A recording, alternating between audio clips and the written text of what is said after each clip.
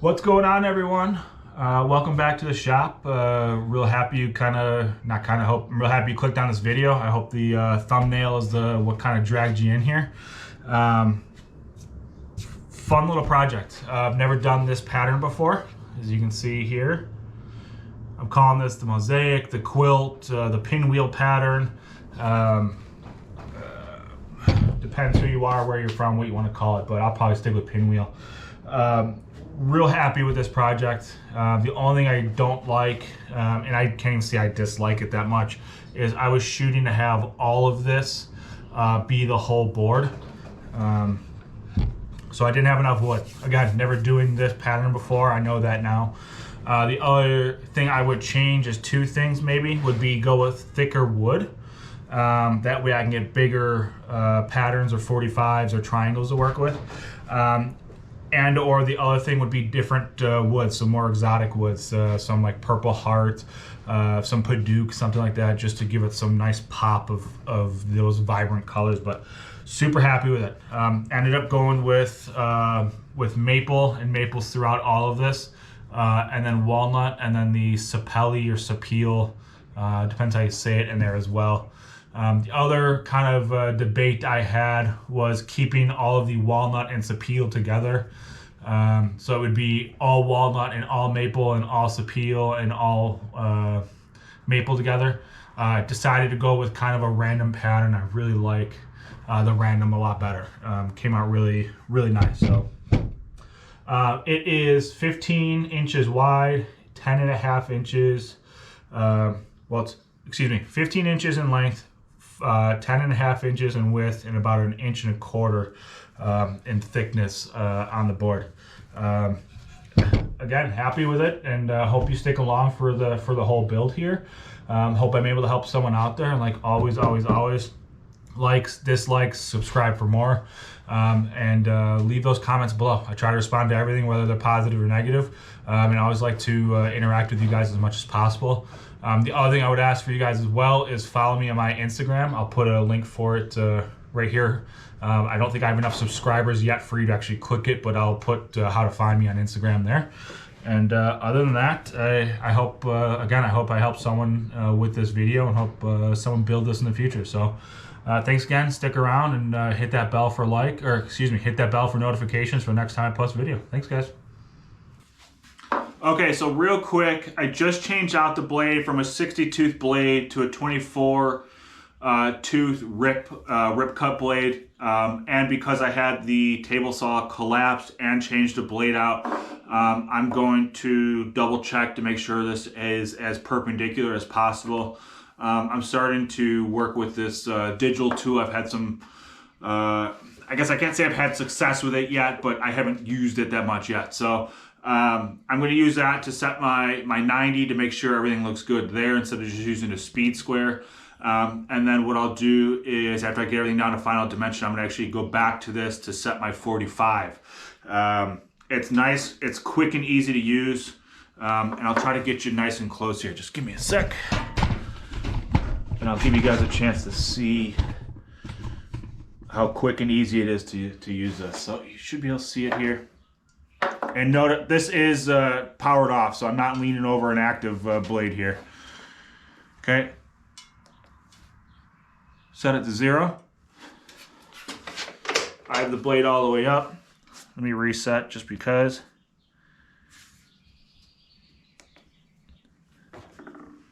Okay.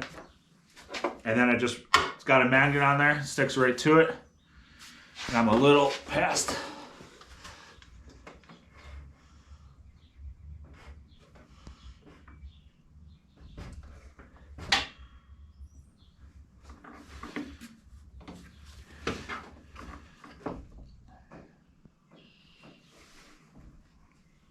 Okay, I'm at 90. Real easy to use.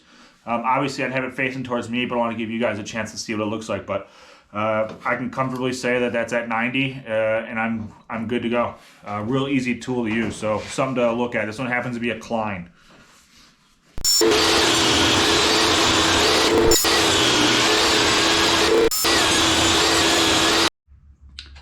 Okay, so everything's planed. Thickness is all good. Width is all consistent, at least for the 2 large pieces and the 2 small pieces.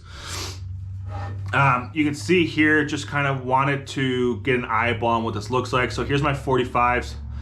I'm gonna have to play with it because there's some waste material that I want to make sure I get rid of, which actually is these pieces here. And then what I'll do then is cut down the middle to get my strips. But I think what I'll do is I will cut the waste material here and then either split the walnut or split the maple and glue those sections in here together. And then later, after everything dries, I will then come in with this piece and separate. We'll see. Maybe it's just best to split now and do all that together. I gotta see what I'm comfortable with, but that's the plan, is do my 45-degree cuts now.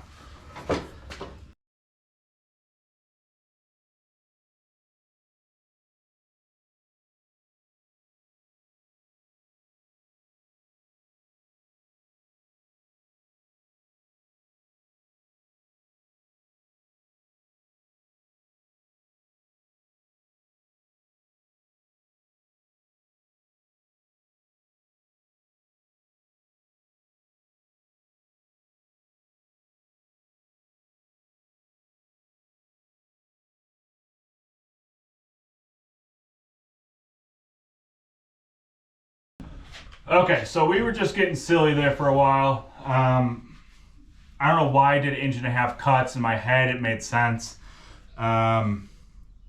Just something definitely not comfortable with doing that type of cut. So what I did instead is I quickly milled up another 3-inch section of the sapelli or sapele, and then another 3-inch section of the maple.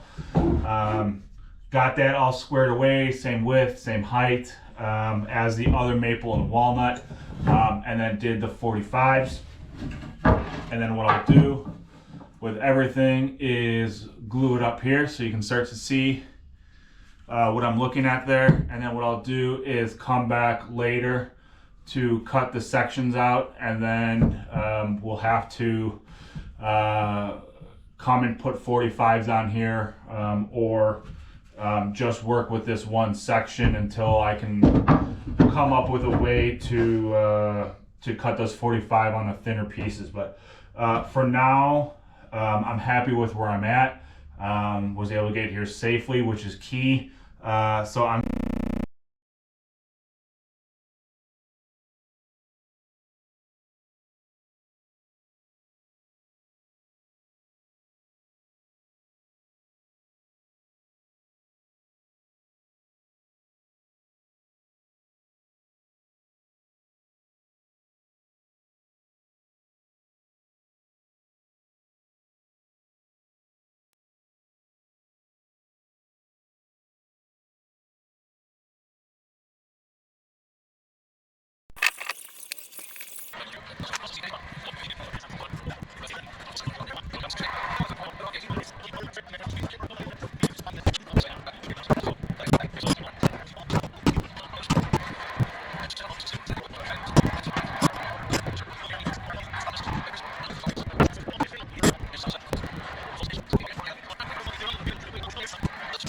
back. So I've got my 2 pieces, the one of the maple and sapele, whatever, and then the walnut and the maple out of glue. The thing I've been sweating about for the last 1.5 2 days is how am I going to get one more strip of either walnut, I should probably show you, another strip of walnut into here, or another piece of the sapele into here. So I've decided to go with the sapele, and again, if I'm saying that wrong, I apologize. So what I'm going to do is go with the 2 pieces of the sapele. I'm going to put that into this piece here, while this is all still one piece before I cut down to the part of the pinwheel. I've got space to work with here. I can get it further away from the saw blade. I feel like I can be safer with this, so I'm going to do it that way. Then what I will do first is I'm going to get the planer out.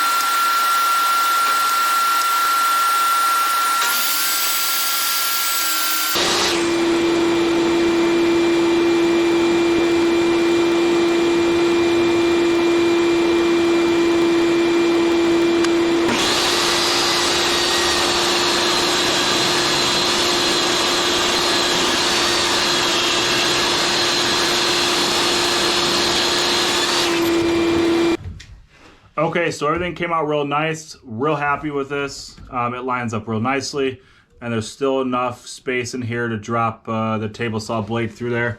It's tight, but I could definitely get that in there. And then you'll be able to see white sapelli, or the red and the white, white and the red here. I should be able to get some good board out of this. So next step here is just glue up and then let it sit overnight. That's what I'm going to.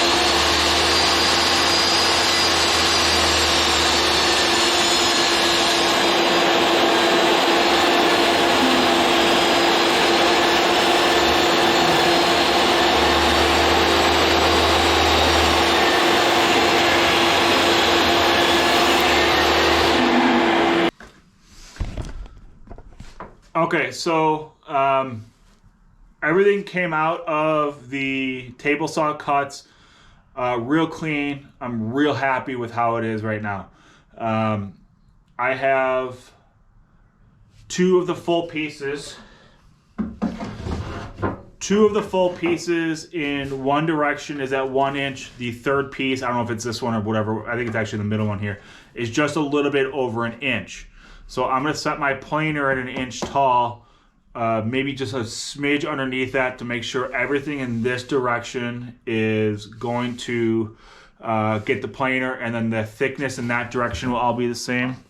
And you'll notice I have these little arrows on here. It's just to help me with my orientation. So I will run it through with the arrow facing me in the shop here. And then the next time I run everything through, I'm going to run it with the arrows up, and you can see my dimension, or all my pieces here are facing the same direction. So I'm gonna go arrows facing me and then arrows up on the second one. And then everything should be 1 inch square all the way around, which makes me real happy. So good things happening right now.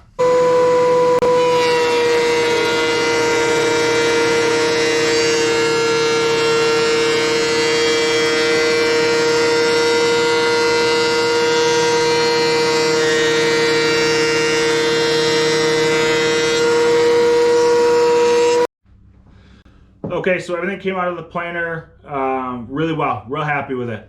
It is now becoming abundantly clear I do not have enough wood for everything to be of this pinwheel or quilt pattern. So what I'm going to do is I'm going to square off everything. I'm going to make one, let's say 1 1/8, 1 1/4. I'll probably do 1 3/16 cuts to set the height of my board. And then I'm going to come up with a couple patterns that I like, and then I will supplement probably with walnut around it. So I'll maybe have a walnut slab on top and bottom with this kind of pin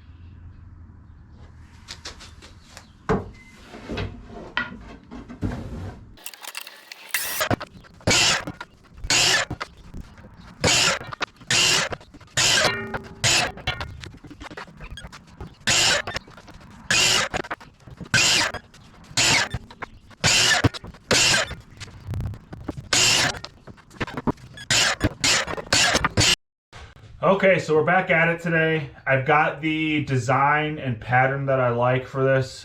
Instead of it being organized, I just kind of went with a chaos pattern. Took all the little pieces, put them into a bowl, shook it up, and then redid the design here. So it should show better there. So there's the sapelli, there's the walnut, there's the maple, kind of all over the place. Obviously the maple being the standard bearer there, but the next step here, and you can kind of see I was doing it already, is figuring out how I'm going to clamp and hold all this. So I think what I'm going to do here is I'm going to pull the silicone mat out here, take the clamps off here obviously, and then what I'm going to do is get like a 120 grit, 220 grit sanding disc and just take some of the light burrs off. And then at that point, it's all about going forward here and gluing everything up and working. Two things I'm going to do as well is I have 4 pieces of plywood here, the 2 here, and then one of these at each end. Just quickly, what I'm going to do is put a little bit of Tyvek tape on there. That way I'm not gluing the wood to the plywood. It should just peel off nicely here. And then at that point, it's hopefully I can get these seams as tight and clean as possible. So that'll be next steps. I'm going to do is probably as a run through quickly, because it's just going to be real tedious, especially with how little all these pieces are. So that's what I'm going to be doing next. Thanks. Okay, so the mosaic pattern, the quilt pattern, the pinwheel pattern, fully dried, fully cured. Super happy with it. Putting the tape on the plywood, I mean, it peeled right off. Real happy with how that's come to this point. At the moment, I am 4 inches by a little bit more than 15 inches in length here, which is perfect. I'm going to target 10 inches by 15 inches as the final dimension of this board. And if all goes well, I should come in at about 1 inch thick on this.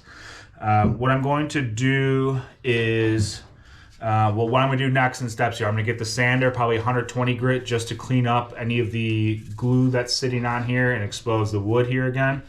And then I'm going to encase this in maple. What I'm going to do first is I have to cut 6 1-inch strips thick of maple, and I'm going to make them maybe 1 1/8 inch tall, maybe 1 3/8 inch tall, something like that, to get down to my final dimension. What I'm going to do before I glue everything together is I'm going to get those maple strips. I have to cut 6 of them, like I said, and I'm going to kind of determine, do I want to have this running through the middle? Do I want to have maybe 1 strip of maple or 2 strips and then everything below it, and kind of play with where do I want that, how do I want it oriented. Once I get that all glued up, I will then pull out the router sled, because this is all end grain, and the the planer that I have just loves to tear out end grain. So I will use the router sled instead, especially because the wood will be supported at least on 2 sides, and then I can do something on the edges here to support the end grain there as well, to make sure that everything comes out as clean as possible. So that's gonna be next steps. That's how I'm going to approach this going forward, and we'll see where this takes me. Quick.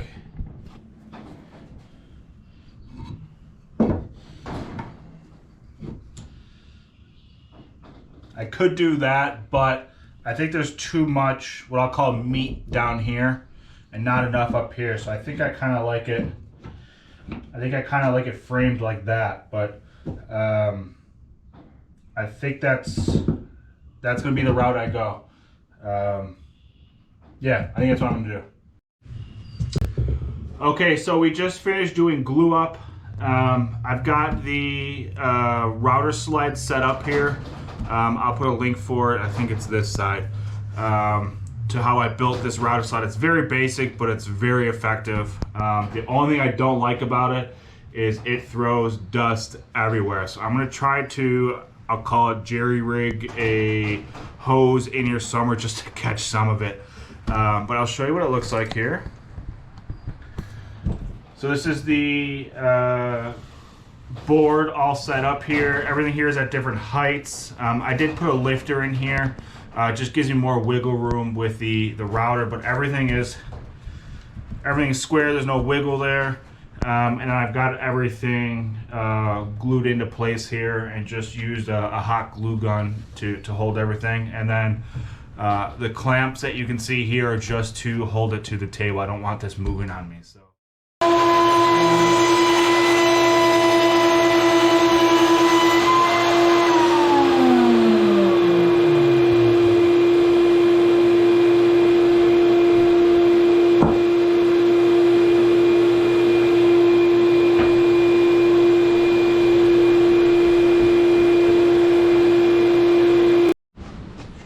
Okay, so I've sanded through 120, and typically at this point is where I like to put the juice grooves in. Why 120? I don't know. It's just where I like to do it. I think mentally, it's if something gets scratched or goes wrong here, I can still go back to 80, clean up, and come through. Where if I go up to 300 or 320, I have to go all the way back down to 80 to come back up potentially. So what I do here typically is I set the depth of the router bit, which I haven't done yet, at about 1/8 of an inch. I will do my pass, and then what I do is scooch it up, just like a fraction of an inch, and just do one more pass. Well, not up, but down, so it protrudes a little bit further, and just get a little bit more cleanup. So if there's any burns or something that doesn't look right, that little bit of extra comes in there and gives it a real nice cleanup. So I have it in the jig here, and I'm going to mask up, put the glasses on. This likes to throw sawdust everywhere, but it's effective. It's bulky, the jig I have, but it really helps me with the various sizes that I do here. So I usually don't show this for some reason, but want to show it in this video here. So yeah, I'm gonna set my router bit to 1/8 of an inch. Come through, do all my cuts, and then like 1/8 and like a bump will be my second cut on here. But this usually goes pretty smoothly. Again, I'm jinxing myself, but it is what it is. So stick on.